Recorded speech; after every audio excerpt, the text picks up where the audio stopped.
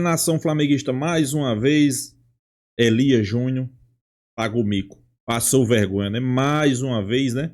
Quem não lembra de Elias Júnior, né? Dizendo que Felipe Luiz era um estagiário, que não era treinador, que Carille, que Roger Machado, que outros treinadores aí ele colocou à frente de Felipe Luiz, né? Mas parece que dessa vez ele foi colocado no seu devido lugar. Flamengo vencendo, Palmeiras 2-0. Claro, a mídia paulista não gostou, né?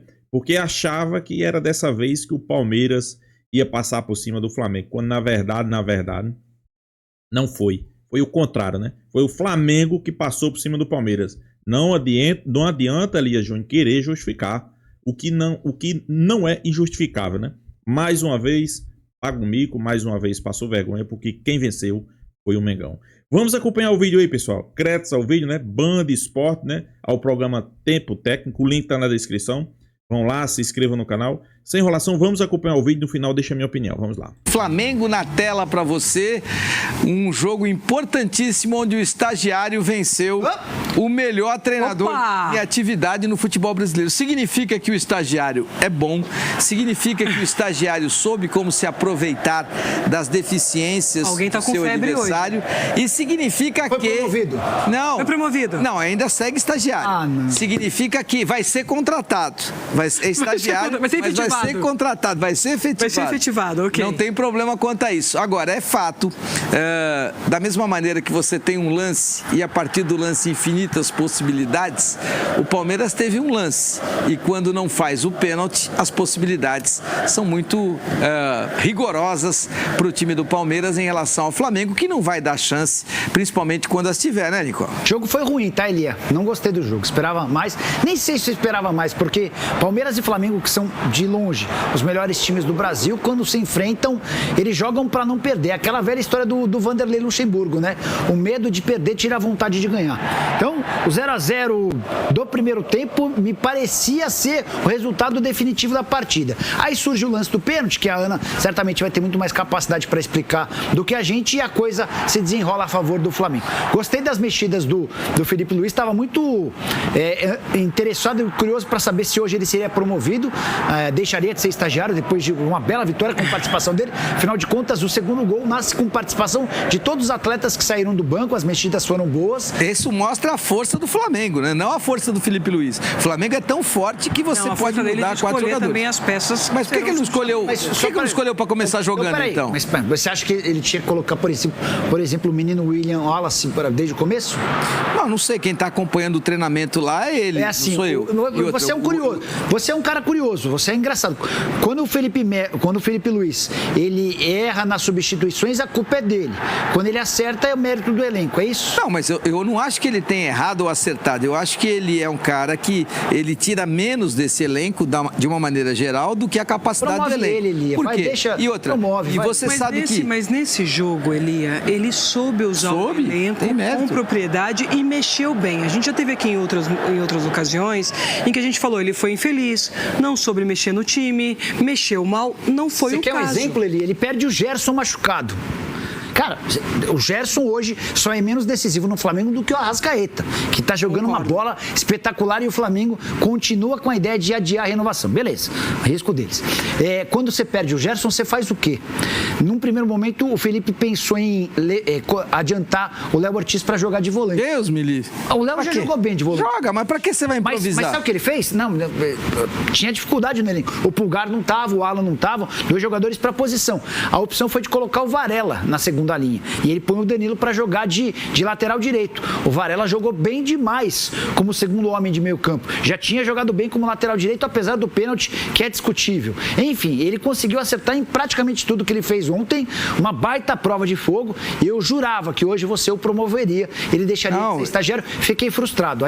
Mas vale lembrar que ele contou também, lamentavelmente... Com a perda do pênalti do Palmeiras. Com a perda do pênalti e um pênalti que foi marcado a seu favor favor, que no meu entendimento não houve penal. O Léo pode até colocar o pênalti não aí. houve penal. Não foi o pênalti. Se vocês me permitem, assim, quero dar um esclarecimento. No dia 15 de maio, nós tivemos uma reunião com o Departamento de Arbitragem da Confederação, liderado pelo Rodrigo Sintra, e está todo mundo falando, por que tanta intervenção do VAR? É porque há uma recomendação para atender a aclamação pública de permitir ao árbitro que vá mais vezes na área de revisão. O que eu não gosto, porque num jogo como esse, que é decidido nos detalhes, o primeiro lance de mão que o árbitro marcou com convicção pênalti. Se eu não tenho uma imagem conclusiva que mostre o contrário, deixa com o árbitro. Pra que eu vou chamar para que o árbitro vá lá, fique 4, 5 minutos, e aí comece um diálogo que não é saudável, que não agrega nada para a arbitragem. E o cara do VAR fica tentando impor a vontade dele. Tentando falar assim, não, mas olha... Não, Elia, porque nesse caso não havia consenso dentro do VAR. Não deveria. Eu respeito a direção da Confederação, eu entendo a necessidade que eles estão dando, até para atender uma aclamação pública, de os árbitros irem mais vezes na área de revisão, mas eu pondero porque eu não acho que esse é o melhor caminho e estou falando agora com vocês, com quem já treinou árbitro, com quem já esteve na cabine, que sabe utilizar a ferramenta. Vai passar mais insegurança o tempo inteiro. Não agrega. Nesse lance do penal da mão, não há intervenção, teria se cobrado pênalti com menos de 30 segundos, segue o jogo. O outro segundo momento, um árbitro inteiro na jogada. Eu vou falar, por que eu digo inteiro? O Ramon Abad bem, segura, ele fala, eu vi, o jogador toca, mas esse toque não causa impacto. Ou seja, ele narrou com uma maestria absurda.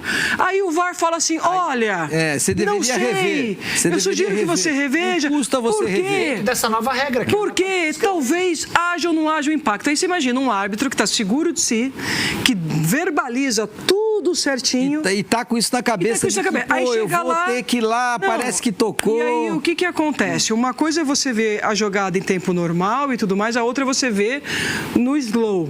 E aí ele fala assim, putz, eu tava tão seguro lá, me chamou. O cara realmente tem o braço. É o Wagner Riuê que me chama, um cara forte. Realmente tem um braço, não vou gerar um problema para mim. Eu já marquei um pênalti que me gerou dúvida no primeiro tempo, que isso é verdade. Vou marcar esse pênalti. Não é isso que nós queremos da arbitragem. A ideia do Rodrigo Sintra é muito boa, de dar ao árbitro uma segunda chance para ver, mas até que ponto que isso só quando tiver erro crasso. Então, o VAR tem que chamar quando tiver erro crasso. Sabe o que me chama a atenção? Nesse mesmo jogo, eu não sei se o Léo pode nos ajudar, e aí eu vou dar um pouquinho de trabalho para você, Léo, peço desculpa, o nosso editor. Tem uma jogada de disputa de bola aérea que, na minha opinião, é mais pênalti do que esse. Bom, a favor do Palmeiras seria. Murilo contra o... Que tem uma carga nas costas. Não, Alexandre com o Vitor Roque. Isso, que ele faz uma carga que, pra mim, ambos não são infração. Eles vão cabecear e o Alexandre... Dá uma carga. É um pouco mais do que essa. Se a gente for analisar como... Essa daí, ó. Se a gente for analisar como princípio... Se aquele lance foi pênalti, esse também é. Esse é o ponto pra mim, Ana. Então, cadê o critério? Se você marca um, você marca outro. Por que o não VAR... marca nenhum. Por que o VAR não chamou, então, pra essa jogada? Perfeito. Isso me chama a atenção. Sabe por quê? Porque já deu desespero. Você entendeu? Já deu desespero. Porque isso pra mim é muito mais. Eu também acho. Isso pra mim é muito mais infração. O pênalti na Arrascaeta foi um absurdo. Os dois pra mim são a mesma coisa. O pênalti na Arrascaeta... Os dois eu não marco nenhum. Não, e não tem que marcar pra mim, nenhum. Eu não pra mim, não marca esse. Futebol é esporte de contato. Por isso, aí a Premier League ganha de lavada. Futebol é contato. Futebol é contato. Agora, Elia, agora sim, Nicola, pra ficar claro pra quem tá em casa, como consistência e uniformidade de critérios. Aqui há um toque nas costas. Uma carguinha. Mas não há aquele deslocar. Nada. O outro lance, há um braço sim. Há um braço, mas é natural. Mas não causa impacto. E a regra favorece ao árbitro que ela fala. O empurrar, o segurar, como a gente fala, o uso do braço é permitido, desde que não cause impacto, desde que eu não interfira. Neste caso aqui, eu posso dizer que causa impacto porque eu impeço o jogador de disputar. O que não acontece na outra jogada. A outra jogada não existe isso. E eu vou te falar, não é que você impede, os jogadores, eles sabendo que tem o VAR, eles se atacam. Qualquer toquinho ele cai. Mas não então, é assim, do VAR, ele cai. Porque antigamente ele não caía, porque não tinha o VAR. Não caía, o técnico e o árbitro não dava. O árbitro não dava. Então eu acho que no jogo dessa grandeza de duas grandes equipes, cuidado cuidar desses detalhes. E aí a cabine do VAR eu peço, sejam mais prudentes na intervenção. Não chame simplesmente por chamar. Há situações que não há necessidade de uma segunda visão. Voltem a ser árbitros. A cabine do VAR tem que recuperar a atuação que vocês tinham no campo de jogo. Quando vocês voltarem a atuar na cabine como se estivesse no campo de jogo, provavelmente vocês serão mais assertivos. Eu gosto da recomendação de dar uma segunda chance, mas em excesso é danoso, como foi neste grande jogo. Muito bem, faço minhas as suas palavras. Obrigada. E agora quem fala é João Martins para você. Do jeitinho brasileiro da compensação. João Martins, para dizer que esse foi um jeitinho brasileiro. Com todo respeito, eu gosto muito mais do João Martins do que gosto do Abel Ferreira, mas o João não pode vir ao Brasil para falar que esse foi o jeitinho brasileiro. Agora, ele comete erro quando fala isso e também acerta quando diz que o Palmeiras não teve eficiência e o Palmeiras não foi eficiente. Deveria ter sido já de cara quando teve uma penalidade máxima a seu favor.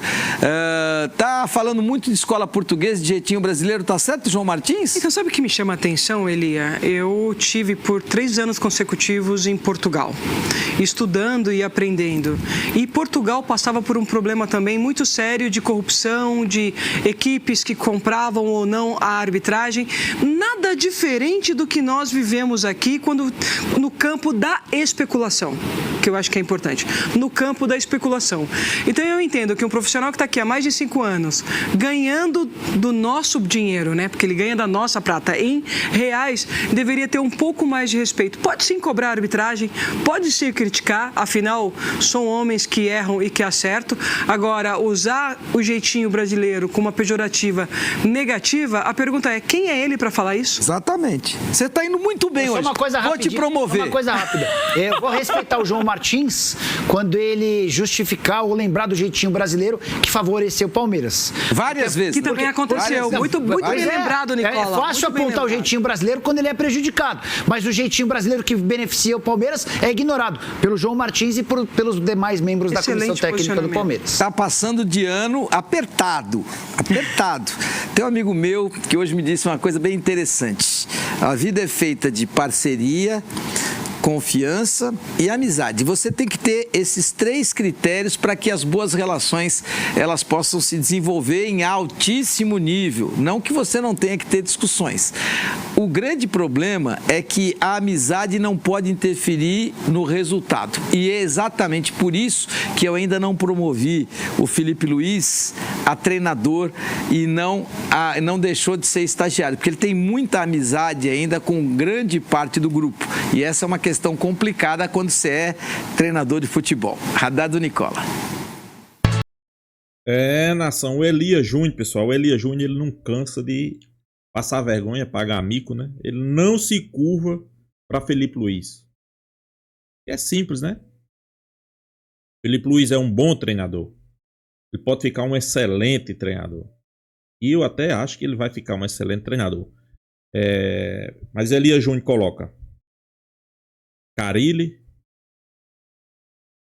coloca Roger Machado, colocou até aquele do Vitória, que eu não estou lembrado o nome dele, como melhores treinadores do que Felipe Luiz. Eu não acho. Não acho. Nenhum desses 3 é melhor do que Felipe Luiz. Roger Machado não é, Carille não é, nenhum desses 3. Mas Elias Júnior coloca. Por quê? Não sei. E os resultados, prova. Dentro de campo, ele prova. Alterações, esquema tático, substituições, ele prova que está acima de muitos treinadores do futebol brasileiro, né? Isso é um fato, né? Isso é um fato, pessoal. Mas Elias Júnior não dá o braço a torcer, né? Mesmo o Flamengo fazendo um grande jogo contra o Palmeiras, né? Mesmo a mídia paulista decepcionada. Por que a mídia paulista está decepcionada? Porque na cabeça dos paulistas era a hora de quebrar o tabu depois de 8 anos. Palmeiras vinha de várias vitórias. Segundo ele, jogando um excelente futebol. Era a hora de vencer o Flamengo. O Flamengo não vinha bem. Então o Palmeiras ia passar por cima. Não foi isso que a gente viu, né? Foi um negócio totalmente diferente, né? Flamengo no primeiro tempo, ok, não jogou aquele futebol. O Palmeiras também não jogou, só teve o pênalti. Primeiro tempo o Palmeiras só teve o pênalti, vamos ser realistas, né? No segundo tempo o Flamengo cresceu de produção, principalmente com as alterações de Felipe Luiz, né, Elia Júnior? Nicola aí jogou na cara de Elia Júnior, né? Principalmente com as alterações de Felipe Luiz. Mas não foi alterações simples. Ele não tirou Gerson e colocou outro volante. Ele não fez isso. Fez alterações totalmente diferentes. Ele tirou Gerson, colocou um zagueiro para jogar de lateral direito, que ele entenda a posição, e o lateral direito que lá estava veio jogar na posição de Gerson. Mas eu sei que muitos dizem, não, mas isso aí é fácil de fazer. Ok, só que precisa adquirir conhecimento, pessoal. Principalmente Varela. Varela está se tornando aí no Flamengo um jogador bastante útil. Ele joga na lateral direita, ele joga na lateral esquerda. Super bem. E agora está despontando aí como um volante, né? E, bem, pessoal, não é só dizer que foi colocado, não. Ele, depois que ele entrou, deu mais mobilidade, ficou mais agressivo na marcação, ficou mais rápido na saída de bola. Então, isso aí tem mérito do treinador. Mérito do treinador. E eu digo, Felipe Luiz é aquele cara que o torcedor não gosta, os rivais, os antes não gostam, mas é um grande treinador, pessoal. E a tendência é crescer cada vez mais. Claro, ele deixa bem claro. Vou perder, vou aprender, vou ser criticado, mas isso aí não vai mudar em nada. Meu trabalho vai continuar o mesmo, né? E a gente espera, né? Não é porque ele tá no Flamengo, né? Eu acho que, ok, muitos estão comemorando a chegada de Ancelotti no futebol brasileiro. Você acha que dá certo? Claro, o torcedor brasileiro fica com aquela esperança de voltar ao bom futebol e torcer que dê certo. Pessoal, vamos jogar real. Se o Ancelotti fosse um bom treinador, como eles dizem que é para uma seleção, por que ele não vai para a seleção da Itália? Se eu não me engano, já é 2 Copas consecutivas que eles não vão para a Copa, viu? Por que é que ele não vai? Por que é que a Itália não coloca? Fica essa questão aí, né? Mas Elia Júnior, vamos engolir um pouquinho, vamos baixar mais a bola, aceite que dói menos, né? Porque Felipe Luiz é um grande treinador.